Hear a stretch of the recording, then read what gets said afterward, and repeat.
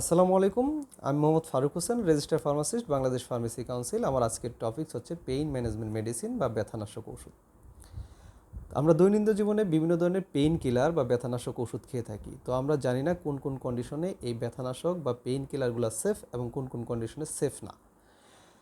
তো যাদের ulcerative disease আছে তাদের ক্ষেত্রে ব্যথানাশক ঔষধ বা লো রিস্ক ব্যথানাশক মেডিসিনগুলো হচ্ছে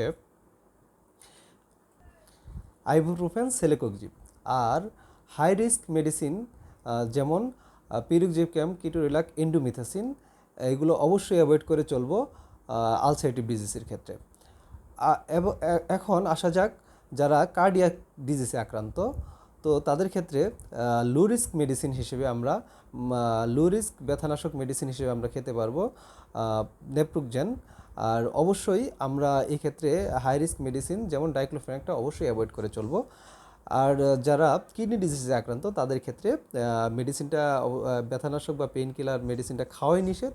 যদিও তারা খেতে চান, সেক্ষেত্রে তারা লো রিস্ক মেডিসিন হিসেবে আইবুপ্রোফেনটা খেতে পারবেন। এক্ষেত্রে হাই রিস্ক মেডিসিন হিসেবে নেপ্রোকজেনটা থেকে অবশ্যই আপনারা দূরে থাকবেন। Thank you. আসসালামু আলাইকুম।